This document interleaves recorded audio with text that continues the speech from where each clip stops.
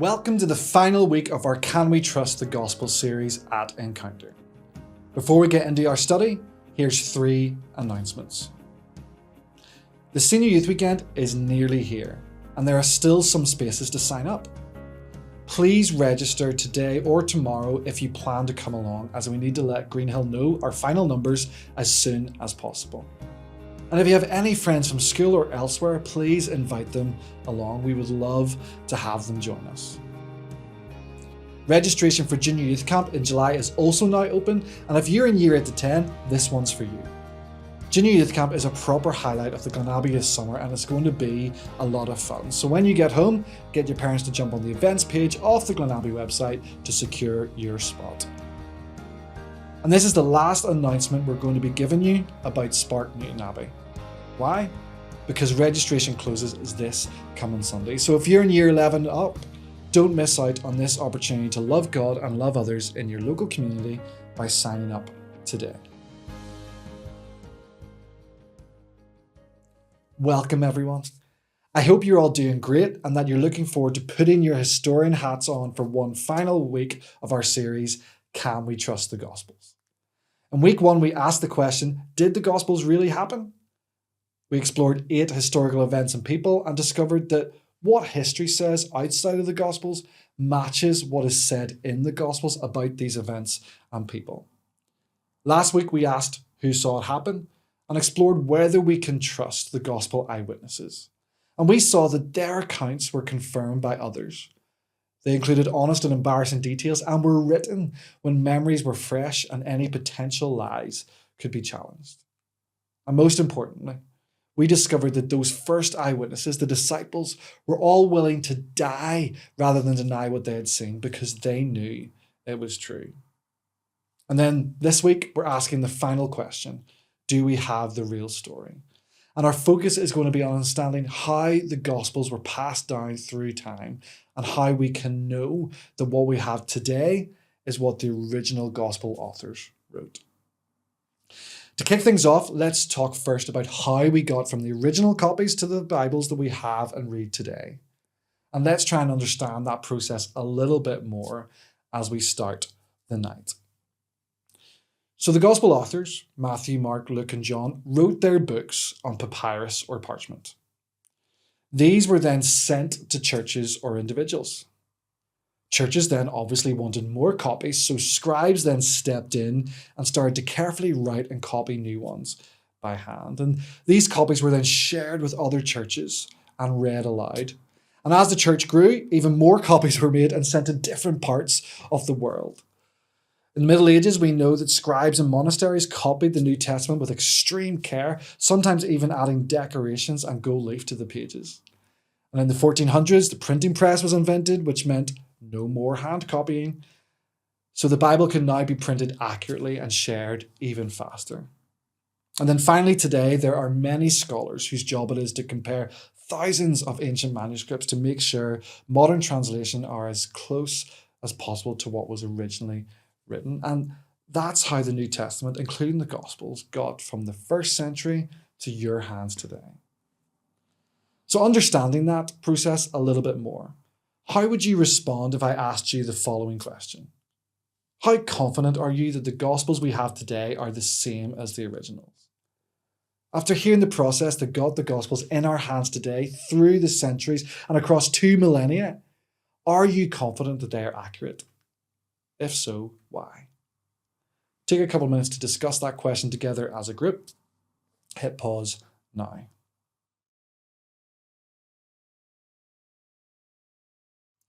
If you've ever played the game Chinese Whispers, you know how easy it is for a message to get totally messed up.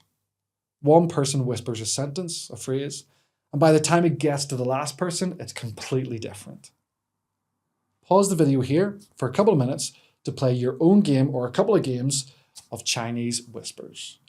Pick someone to come up with the message each time, and remember, you're only allowed to whisper the message once to the next person.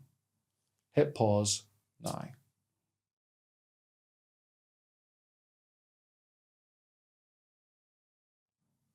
Chinese Whispers. Some people say that's exactly what happened with the Gospels, that they were passed down and changed so many times that we can't know what was originally written. But is that true? Can we really trust that what we read in the Gospels today is what was originally written 2,000 years ago? Here are some big questions and objections that a lot of people raise about this. Some of them you've maybe heard before or have already discussed. Number one, weren't the Gospels copied and recopied so many times that mistakes crept in? If people kept copying them by hand, surely things got changed over time, right? Two, aren't there lots of mistakes and differences in the copies? If there are different versions, how do we know which one's correct? Three, did the people copying the Gospels make things up or change the story? Like, what do they change things to make Jesus sound more amazing than he actually was? And then four, isn't the Bible just like other old books, unreliable and full of errors? If we don't have the original copies of the Gospels, how can we be sure at all that we have the real thing today? No doubt these are great questions, and if you've ever wondered about them, you're not alone. But the really good news is that there are solid answers that show we really can trust the Gospels when it comes to these things. So let's break it down and see why the Gospels we have today are the same ones written nearly 2,000 years ago. Number one, the Gospels were written when people were still around to check them. Going back to last week, in the same way that the eyewitnesses talking about Jesus could have been challenged by others who were there, the same is true for the different copies of the Gospels that were being passed around. It is again worth saying that the Gospels and their first copies weren't written hundreds of years after Jesus. As we've highlighted the past 2 weeks, the Gospel of Mark was written around 60 to 70 AD, which is only 30 years after Jesus' death and resurrection. So if anything that Mark, for example, had written down was made up or had been changed in any of the copies, there would be plenty of people around to challenge it. And something else that's important about these first copies was that they were shared all over the place. Because as the church grew and spread out, more and more copies had to be made and were sent all over the Roman Empire where the church had begun to grow. And this means that it would have been harder for somebody to change what had been originally written in these copies. Because in order to pull it off, they would have had to destroy and change all of the copies that had been sent to all the various churches, which would have been impossible. If altered versions of the original had started to turn up, it would have been pretty obvious to the church at that time that they were false based on the copies they already had. 2, we have loads of copies of the Gospels. Loads. Check out the following chart. Here you have a number of ancient historical authors. You'll recognize some of the names, but not all of them, and that's okay. For each author, we learn 4 things. We learn the approximate date of their book or collection of books was written. We discover the earliest copy that so far has been discovered and dated. Helpfully, the chart then tells us the time span between when the book was written and the earliest copy we have. And then we find out just how many copies of that author's work so far have been found. Let me highlight just 3 examples from this chart. So Plato's work was written around 427 to 347 BC. The earliest copy we have is dated 900 AD, giving us a difference of 1200 years. And in total, there are currently only 7 copies and manuscripts of Plato's work. Caesar's writings were written from 100 to 44 BC. The earliest manuscript we've discovered of his work so far is 900 AD, giving us a time difference of around 1,000 years. And in total then, there are currently 10 copies of Caesar's work that have been discovered. And then finally, Homer's Iliad was written in 900 BC. The earliest copy we have is from 400 BC, giving us 500 years difference. And there are 643 copies of Homer's work currently. So how does the New Testament match up to all of these? How does it compare, including the Gospels? Well, wait till you see this. The New Testament writings were all written approximately 50 to 100 AD. The earliest copy we have, Papyrus 52, dated 130 AD, giving us a time span difference of less than 100 years. And as for the amount of copies we have, 5,000 800. And that's just in Greek. There's another additional 19,000 copies of the New Testament and Gospels in the Syriac, Latin, Coptic, and Aramaic languages. And that gives us over 24,000 copies of New Testament manuscripts to work with and compare. Way more than for any other old book. And our earliest copy is way closer than any other book too. Less than 100 years. And this is important because the more copies we have, the easier it is to check that what we read today is what was originally written. Think about it. If you had to believe a story, would you trust one with 10 copies or one with 5,800? And the truth is, historians trust the Gospels because they have way more evidence than most other history books. 3. Small differences, but the message stays the same.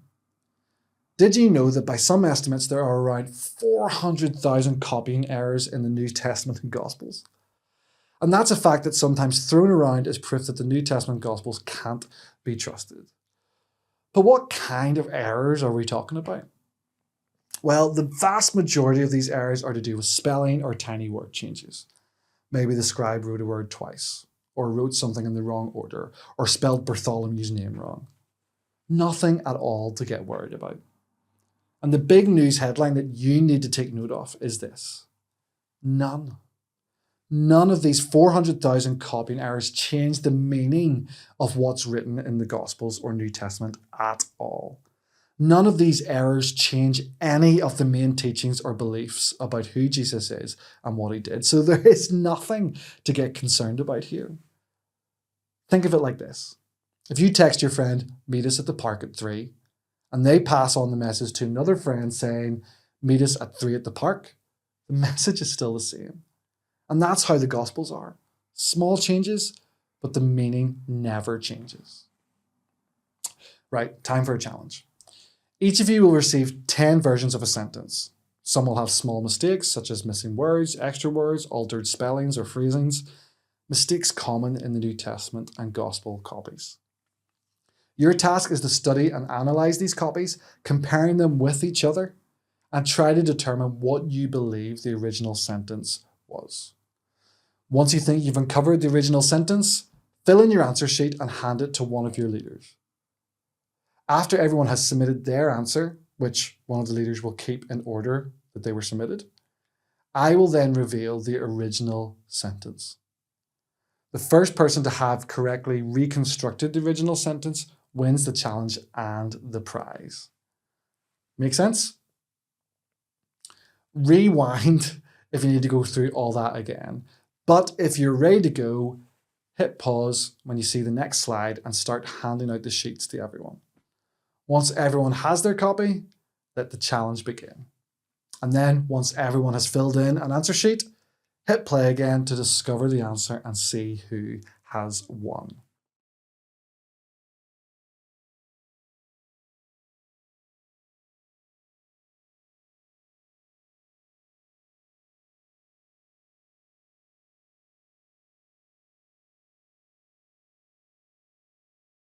Hopefully that was a lot of fun, and it helped you realize even more that the errors that people talk about in the New Testament and the Gospels aren't that big a problem as people make them out to be. And also that because we have literally thousands of copies of manuscripts to compare against each other, discovering what the original said isn't actually a problem. Okay, so I've got 2 more quick points to make about all of this before we're done. So let's crack on. Our 4th point is this. People were very careful when copying the Gospels. The people, the scribes, the monks, copying the Bible down up until the printing press were invented, well, they weren't just scribbling things down however they felt like. They knew and believed that they were handling something important. So they were super careful. And again, even if someone had made an honest mistake, there were loads of other copies and scribes to check against. Think about a bank worker counting money. If they make a mistake, what do? They count again.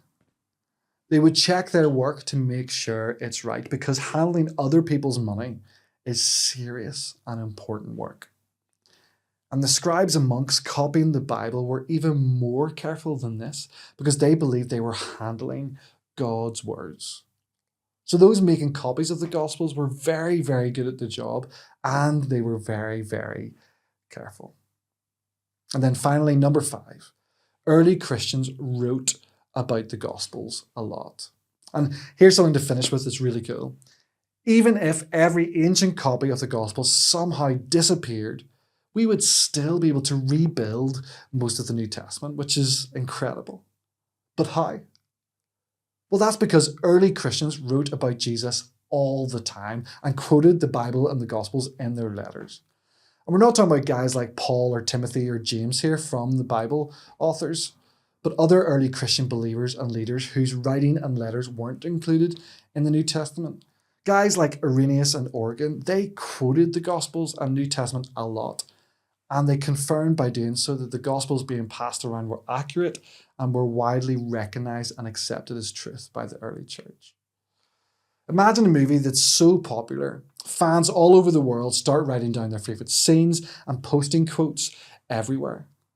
Even if the original script was lost, they could still piece back together it all by the original fan copies.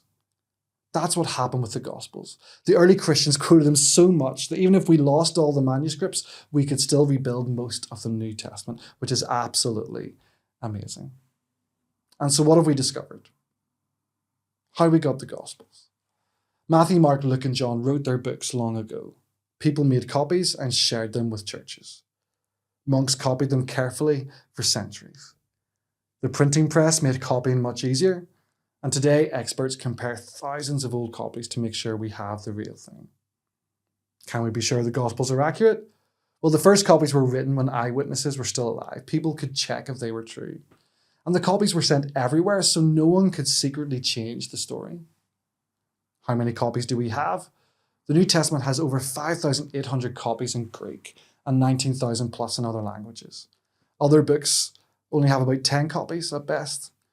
And the earliest copies of the Gospel is around 100 years after they were written, much closer than any other old book. Copy mistakes? There's 400,000 of them, but they're mostly small spelling errors. None of them actually change the message of Jesus or what Christians believe. People were super careful when copying the Gospels. We know this because the scribes knew they were copying God's words, so they checked their work very carefully. And then finally, the early church leaders and members talked about the Gospels a lot, meaning that we could put it all together again just on their writings alone. And so what do you think? Final answer, can we trust the Gospels? My answer is yes, and I hope that's your answer too, off the back of the past 3 weeks. Because as we've seen tonight, there is plenty of proof and evidence that what we read today is the same as what was written 2,000 years ago, meaning that we can trust that the story of Jesus hasn't changed. I hope that again tonight has been helpful. And that as you go to discuss these things together, that you go into it with more confidence in the Gospels than ever before. Thanks so much for listening. Enjoy the rest of your night.